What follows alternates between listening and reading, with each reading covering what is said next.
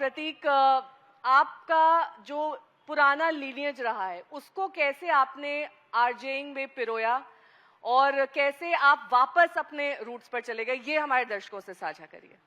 बहुत बहुत धन्यवाद नेहा मैम, हमें बहुत अच्छा लगा आज साहित्य तक ने लखनऊ को और लखनऊ की नई आवाज़ों को इस मंच पे चुना है। और आपकी जैसी आवाज़ अगर हम आवाज़ों के साथ में है तो शायद आज पूरा लखनऊ जो है, क्योंकि हमारा लखनऊ, आप भी लखनऊ की जड़ों से जुड़ी हुई हैं। आरजे बन पाती तो मेरा भी एक सपना था कभी, लेकिन पहुंच गए टीवी की दुनिया में, वहां पर दिखना भी होता है, बोलना भी होता है। ज्यादातर लोग ये सोचते हैं अरे प्रॉम्प्टर ही तो पढ़ती है, प्रॉम्प्टर नहीं पढ़ते हैं। हमारा भी आधा काम आरजे जैसा ही है। डेफिनेटली मैम, अभी आरजेस का पूरा काम आपके जैसा हो गया है, क्योंकि आरजेस को दिखना भी पड़ता है in the world of digital, so in the world of podcasting.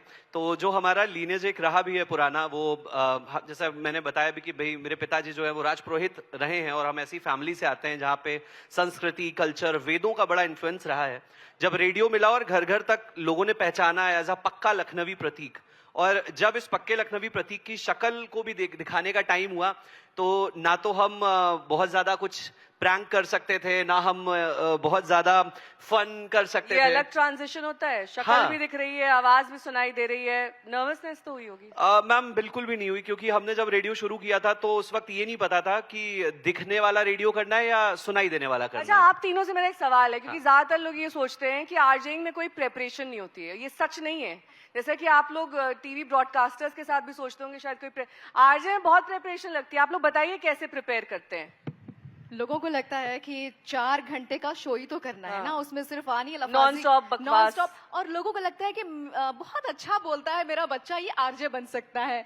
अक्सर पेरेंट्स कहते हैं कि मेरी लड़की ना बहुत बकबक करती है, इसको आरजे बना दो आप लोग। ऐसा नहीं होता है। कितनों को लगता है कि ज्यादा बकबक करने वाले आरजे बन सकते हैं? आप गलत। रफत की तो आवाज ही इतनी मीठी है ना कि ऐसे ही लोग जुड़ जाएंगे। उसके बाद जब देख लेंगे तो कहेंगे अरे वाह इतनी सुंदर दिखती हैं, सुनना इतना सुंदर चेहरा। और अब तो इंस्टा रेडियो आ गया है, वो सफर कैसा है? जी, तो 10 साल का एक्सपीरियंस है मेरा लखनऊ में एफएम ब्रांड पे। एफएम रेनबो से शुरुआत की मैंने। फादर आर्मी में थे, रिटायर हुए, हम लखनऊ में सेटल हुए। एंड देन फिर एफएम रेनबो से शुरुआत हुई, जहां पर सब कुछ मैनुअली करना पड़ता था। आप उस टाइम पानी की एक घूंट पी नहीं सकते थे, क्योंकि हर चीज हाथ से ही आपको मैनेज करनी है। गाना, लिसनर, बातें, पीछे बैकग्राउंड में जो चीजें चल रही हैं, सब कुछ मैनुअली।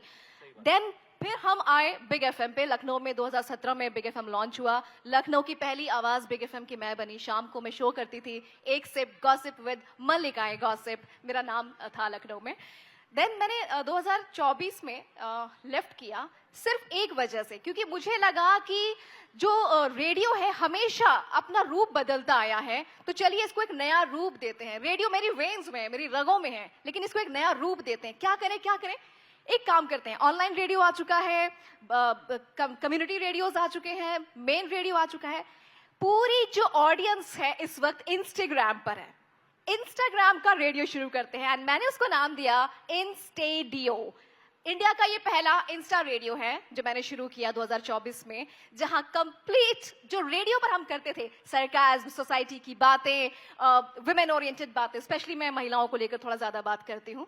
और क्योंकि सरकाज़्म ज्यादा होता है तो कांटा छुरी के साथ बात करती हूँ अक्सर मैं। बहुत सुकून से शरारत करती हूँ, बहुत जैसे कहते हैं ना कि बहुत तीखा नहीं बोलती हूँ मैं, लेकिन शरारत होती है, सरकाज़्म होता है। तो ये सफर बहुत अच्छा है। पॉडकास्ट भी कर रही हूँ मैं बहुत अच्छे लेवल पे। लोग क्वेश्चन पूछते हैं कि इंस्टेडियो कर रहे हैं तो क्या पैसा मिलता है? आप अच्छी खासी सैलरी छोड़कर आई होंगी। जब हम मेहनत करते हैं, आग लगी होती है अंदर, उस आग के साथ जीते हैं ना, तो यूनिवर्स सब कुछ बना देता है। वो सब कुछ बन रहा है। बहुत अच्छा सफर चल रहा है। आपने गॉसिप का कुछ गॉसिप सुनाइए ना। गॉसिप सुनाना है आपको? देखिए गॉसिप तो किस अंदाज में गॉसिप होता था? देखिए गॉसिप ऐसे मुझे कहा जाता था कहने के लिए कि करिए आप, तो मैं अक्सर न्यूज रिपोर्टर्स पर भी करती थी। चलिए वही कर दीजिए, हमारे ऊपर ही कर दीजिए। नहीं, देखिए ये हम कोई कैरेक्टर्स प्ले नहीं करते। मैं आपको एक और कंफ्यूजन दूर करूं। लोगों को लगता है कि आरजे कॉमेडियंस होते हैं, आरजे मिमिक्री आर्टिस्ट होते हैं। ऐसा नहीं है। आरजे का अपना एक स्टाइल होता है और वो इंफोटेनमेंट देते हैं, यानी कि जो इन्फॉर्मेशन है उसको एंटरटेनिंग वे में बात करते हैं। तो अगर आप मेरा इंस्टेडियो देखेंगे, आरजे रफत के नाम से मैं इंस्टाग्राम पर हूँ। अगर कोई भी सोसाइटी में न्यूज वायरल हो रही है तो मैं उस पर अपना मैं टेक जो भी रखती हूँ ना, वो हाथ में कांटा छुरी लेकर बहुत प्यार से उसकी तारीफ करते हुए कत्ल करती हूँ, बस यही तरीका। कत्ल करती हैं जी। बस सावधान हो जाइए, इनसे कत्ल कर देंगी ये। बातों से कत्ल कर लेकिन देती हूँ। कई बार हो नहीं जाता है ओवरडोज इतना टॉकिंग का कि लगता है बस घर पहुंचते या बस बात बंद कर देनी, कोई मुझसे बात ना करे। हाँ, ये है, आरजेस जितना सुनाई पड़ते हैं बोलते हुए, दिखाई पड़ते हैं, घर जाकर उन्हें चाहिए पीस, शांति, कोई बात ना करे, एक कोना और मैं और मेरी कॉफी। मानवेंद्र, क्योंकि आपने वकील से पॉडकास्टर तक का सफर तय किया है, वकील और इस पेशे में बहुत अंतर है। बिल्कुल मैम, मैं पहले थोड़ा सा और बताना आपका जो पॉडकास्ट है उनमें से कोई एक पॉडकास्ट जो आपके दिल को छू गया, क्योंकि आप भी महिलाओं से जुड़े मुद्दे ज्यादातर उठाते हैं। जी जी जी। ऐसे मैं सबसे पहले स्टार्ट करना चाहूँगा कि लखनऊ, क्योंकि नए लखनऊ की हम बात कर रहे हैं, तो लखनऊ जब मैं छोटा था ना, तो उस समय ज़्यादातर लखनऊ को एक स्टेरियोटाइप किया गया था कि खाने के लिए फेमस है या फिर यहाँ पे बहुत तहजीब है, बट यहाँ पे और कुछ नहीं है। बट आज की डेट में जो नया लखनऊ है ना, ऑफ कोर्स हम लोग हमारी तहजीब, हमारे रूट्स नहीं भूलें, लेकिन साथ ही साथ नए लखनऊ में जो आज का युवा है, चाहे वो लड़का हो चाहे लड़की हो, यहाँ पे आपको स्टार्टअप्स दिख रहे हैं, आपको यहाँ पे लोग दिख रहे हैं जो अलग अलग फील्ड में अच्छा कर रहे हैं। और नया लखनऊ जो है ना, वो सिर्फ इंफ्रास्ट्रक्चर पे ऑफ कोर्स लखनऊ बहुत आगे है, लेकिन जो लोग हैं ना, उनका माइंडसेट भी चेंज हुआ है। तो जैसे आपने मेरे से बोला कि मेरे को कोई ऐसी चीज रह गई हो, तो मैम दिसंबर 2025 की बात है, व्हेन आई थॉट कि मैं पॉडकास्ट शुरू करूंगा। और दिसंबर 2024 की बात है जब मैंने सोचा कि मैं पॉडकास्ट शुरू करूंगा। उस समय मेरे इंस्टाग्राम पे 3-3.5 फॉलोअर्स थे व्हेन आई स्टार्टेड इट। तो ऐसा हुआ कि कौन ये आएगा क्योंकि आजकल देखिए सिंपल सी बात है, आप किसी को भी लाइफ में लोग पैसे से जज करते हैं, इंस्टाग्राम पे हम क्रिएटर्स कम्युनिटी में लोग फॉलोअर से जज करते हैं, जिनको नहीं पता मैं बता रहा हूँ। तो मुझे ऐसा लगा कि कौन ही आएगा, कैसे होगा।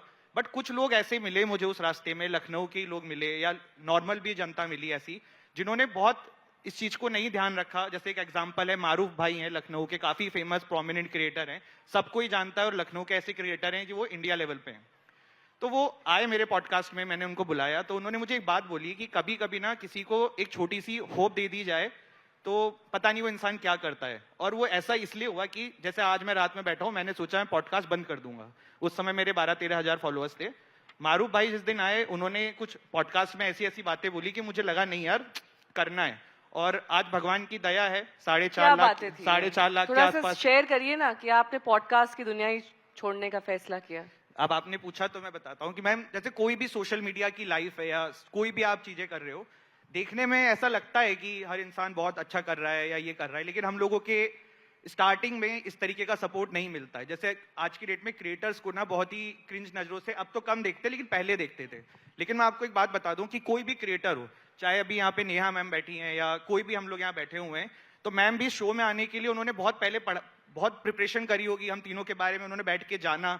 तो हर चीज की एक प्रोसेस होती है। लाइक दिसंबर लास्ट ईयर की बात है और आज हो गया, ऐसी कोई सा भी दिन नहीं निकला कि मैंने 4 से 5 रील पर डे नहीं डाली है।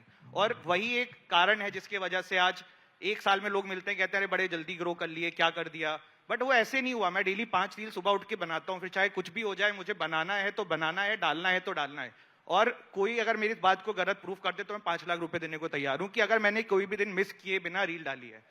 और ये आप लोगों का प्यार है, ऑफ कोर्स इसी में बीमार होते हैं मैम, उसके लिए भी डालता हूँ। मेरी ऐसी रील्स जिस दिन मोटिवेट नहीं होते, मन करता है तब भी डालना पड़ता है ना मैम, कंसिस्टेंसी वही है ना। घूमने जाते हैं तो पहले बना के चले जाते हैं। वाह, ये कंसिस्टेंसी चाहिए ना। गजब।